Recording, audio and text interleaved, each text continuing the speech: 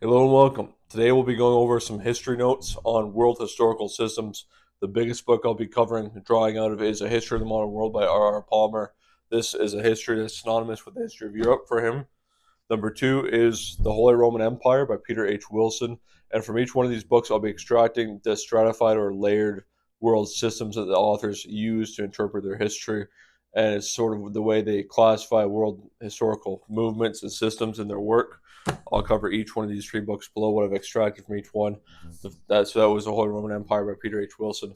This one is Emmanuel Wallerstein's World Systems Analysis. It's just a small pamphlet or booklet that it actually contains. It's very heavy reading, very dense reading, and it contains the actual concise definitions of the capitalist world system as he defines it. He is a Marxist historian.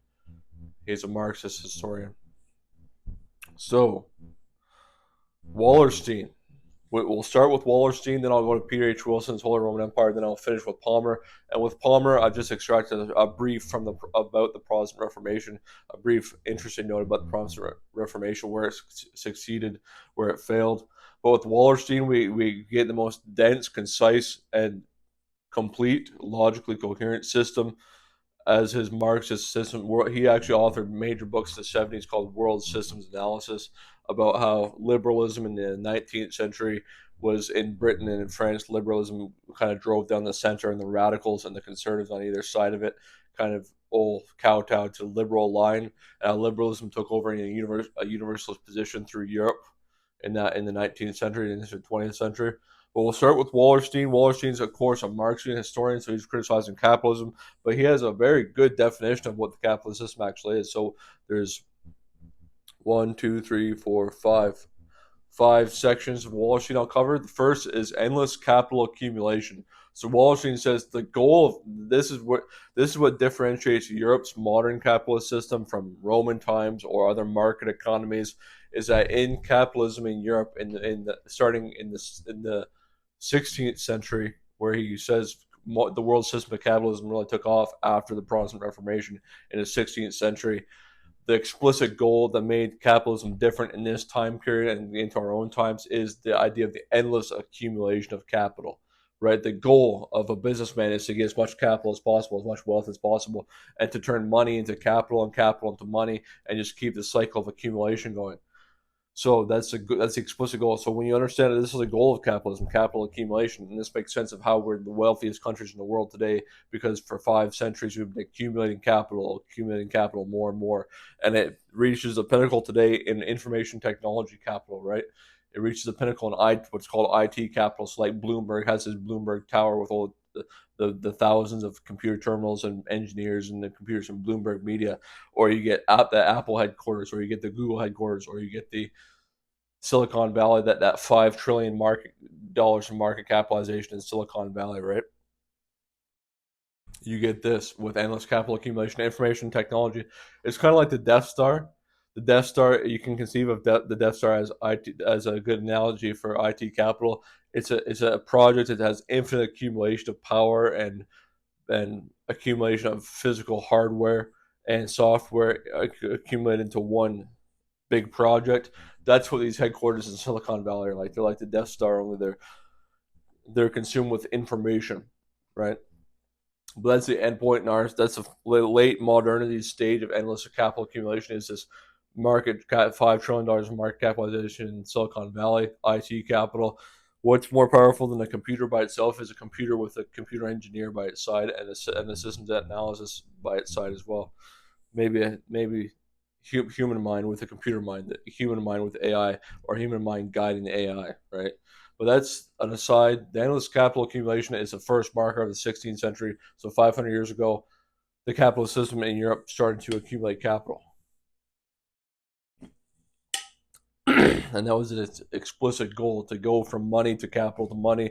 As Marx said famously in his analysis on capital, he said that capital goes from money to capital to more money, and it's a circulation that continues to circuit upward.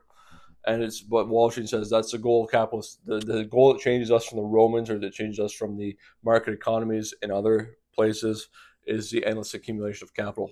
Two, core versus periphery. So and we know this, that there's a third world. There's a third world in our world today. There's a global south, or the third world, or they call them the periphery nations, the BRICS nations. And the Western European and American and Canadian and Australian, we seem to have all this wealth stored up. And the question is, how do we get it all stored up? But Emmanuel Wallerstein says, well, these capitalist systems were set up 500 years ago in Europe. And ever since then, it's been about extracting wealth from the periphery and bringing all the chains, all the supply chains they terminate in Europe, right? All the wealth, all the flow of wealth goes into Europe. All the flow of wealth, it may not accrue to the population, the average man, but it accrues to the wealthy oligarchs in Europe and in America. That all the wealth from the third world, all the imported goods, all the imported raw materials, or the imported goods, all the imported final products, finished products, or they're finished in the core countries, they're finished in the West. But it's core versus periphery, and the key point to remember is that all the supply chains terminate in the West, right? That's what we end up keeping and holding on to, what we accrue from the world. So core versus periphery. Point three, universalists versus anti-universalists. So within the Western countries, there's this liberalism that is a universalist claim, an ideology that's a universalist claim that says all of humanity is a universal individual. All of humanity is a universal individual, and each individual is equal, and all individuals are they consider themselves libertine or liberal individuals. Even there's the universalist claim, and it's almost, he says, this is almost as fundamental a divide as between core and periphery, and capitalist versus non-capitalist, is that there's a universalist, there's a the people that run that the cadres that run the West today, that run our governments, that run our businesses, they're all of a liberal universalist ideology. That they speak of liberalism, they speak of universalism. We know them as globalists, but that's the more technical term is universalist, because they believe their ideology is universal to all human beings, versus the anti-universalists, the particularists, the populists, the particularists, the anti-universalists, the populists, the particularists.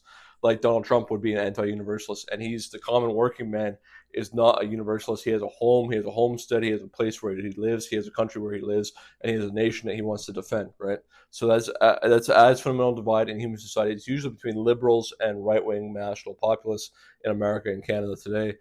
But that's a huge divide. It's universalists, the cadres that make up the managers of the system of the government and the business, large Fortune 500 companies are universalist liberal ideology, versus the working class and the anti-universalist, the populists, right? 4. So point 4 is broken up. There's a world system. In Emmanuel Wallerstein's work, there is a world system. So he sees capitalism as the world system. And he's also unidisciplinary, so he brings a lot of disciplines into one univocal line of analyzing capitalism, and then it's a total historical analysis. So he's not trying to decide what happened in this country politically in this time frame. He's not trying to decide what happened in a particular time frame in a particular country. He's trying to analyze the whole world at once.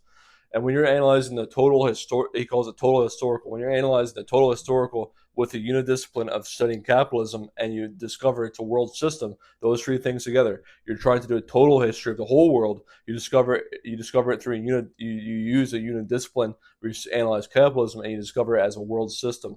So capitalism is that world system that is what the discipline should be focused on, and when you focus on capitalism with that unidiscipline, you are a total historical output, right? A total historical discovery. You're trying to analyze the whole globe at once. So I'll leave it at that. 3, there's many systems. So as he says, a household is a system, that there's usually more than one individual in a household, and the household accrues incomes from 5 different sources, whether it be rents or stocks or bonds or real estate, rents or income from a job, or selling things out of your household. There's usually 5 income streams to a household or more. And there's usually multiple. There's usually a family in a household, usually more than one individual in a household, whether it's a married couple or a married couple with kids, or grandparents living with their children, or parents living with their children. These are many systems. Households are many systems. Unions are many systems. Companies are many systems. So that's a many systems. Underneath of everything is a miniature system. There's a whole bunch of human ecology, human systems, households, companies, businesses, schools, churches. There's a whole bunch of mini systems within underneath of a nation state. Then there's a nation state. I won't say too much on that, but there's a nation state. We all know a nation state. and a nation state privileges corporations in its own territory. And the corporations lie. They say they want a free market, but they actually want, what they really want is a nation state to give them a monopoly or to subsidize them.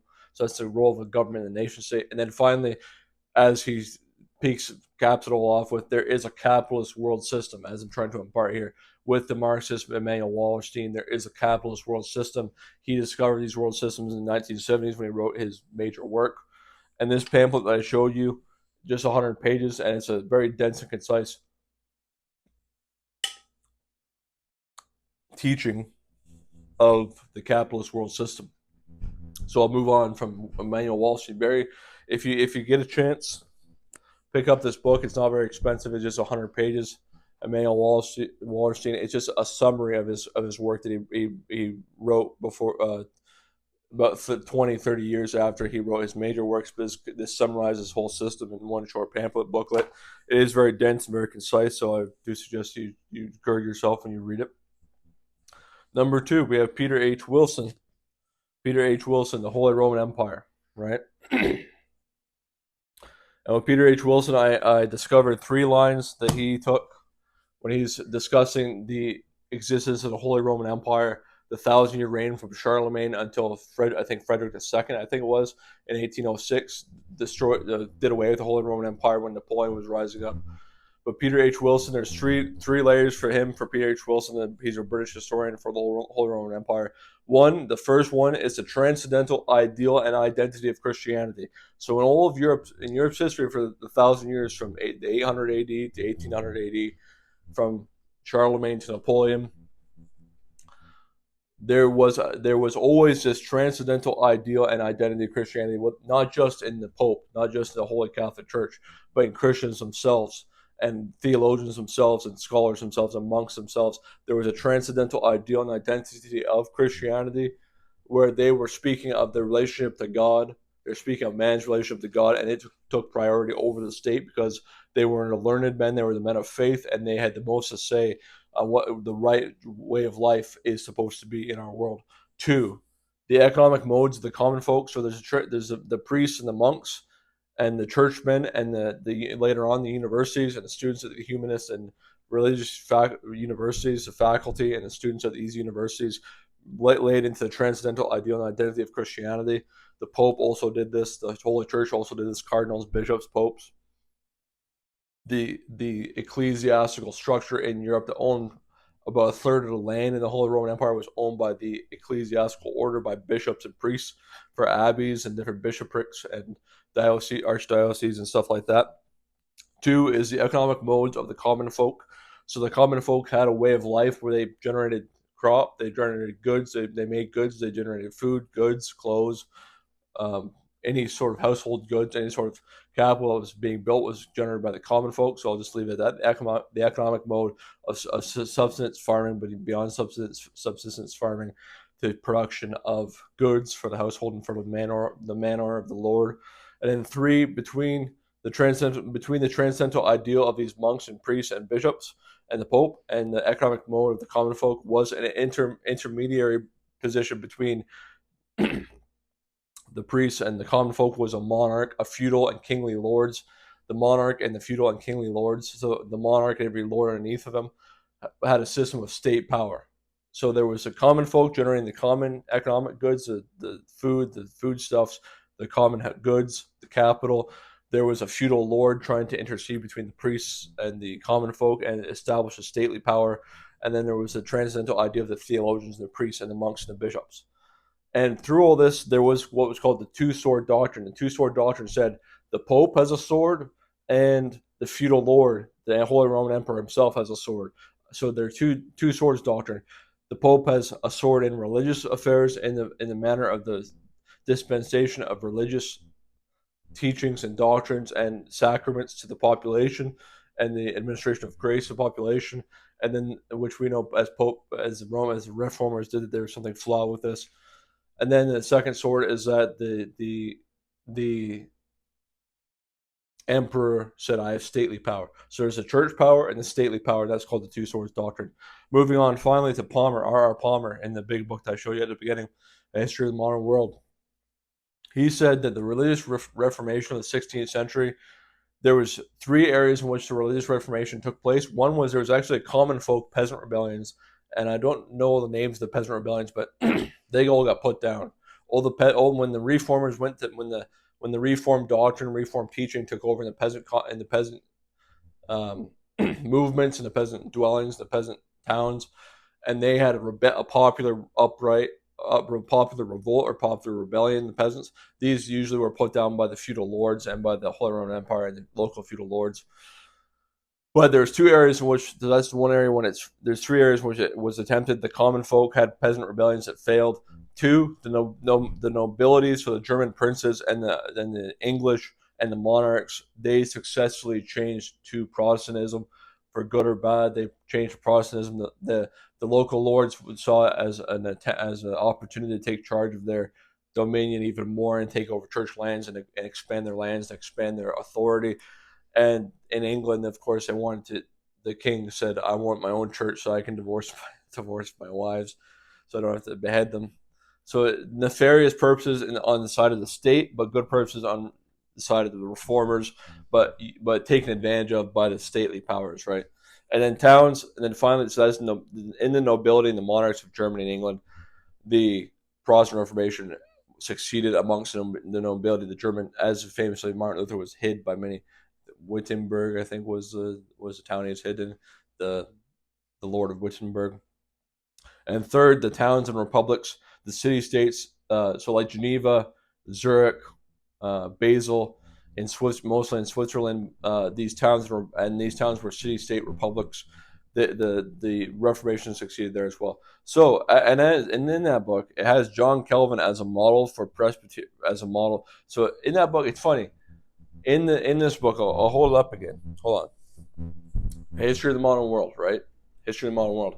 In this book, there's many entries, and it didn't talk too much about the kings in the time of John Calvin or the kings in the time of Thomas Aquinas. It didn't talk too much about the French kings in that time, but it had a whole page and a half entry in that 1,000-page book for Thomas Aquinas and John Calvin. I think Augustine as well. So these churchmen, these theologians, these men of God, these men of church, this is very important, I think. These men of God, even in the history books, they are elevated to such a stature, right? John Calvin was a model for the presbytery and the city of a church. And his Reformation model spread to Scotland, England, and the Puritans in America. So John Calvin had such a disproportionate impact to beyond his work, his system of theology. He actually established a model for a presbytery, for a church, a reformed church that spread to Scotland with John Knox in Scotland, the English, the Puritans in England in the in the mid 17th century, and then the Puritans in New England. So it really took place in Scotland and England in the 17th century. In Scotland, it took charge of the presbytery, the Reformed faith in Scotland with John Knox spreading all through Scotland, and the feudal lords in Scotland took charge of the Reformation. In England, the Puritans were in power for a brief time after the English Civil War in the mid 17th century before they fled to America. And then in America, in New England, they had a Puritan government and a congregational democracy that was the first roots of democracy in America. So with this, I'll leave you. These are history notes on world historical systems. Hope it's good for you. Extracting from those books, extracting from wide sources, whether it be a history of the modern Europe or a history of the Holy Roman Empire or a Marxist historian. We must learn, as Lenin said. I don't support communism, but Marxists, when they have something to say that's intelligent, you must learn from it. And usually they're too taken in by their intellect to realize how perverse they are. But in this case, Washington did lay out a good system. So with this, I'll leave you my peace. I'll leave you in Jesus' name. God bless you all. Hope this is good for you. Amen. Take care. Bye-bye.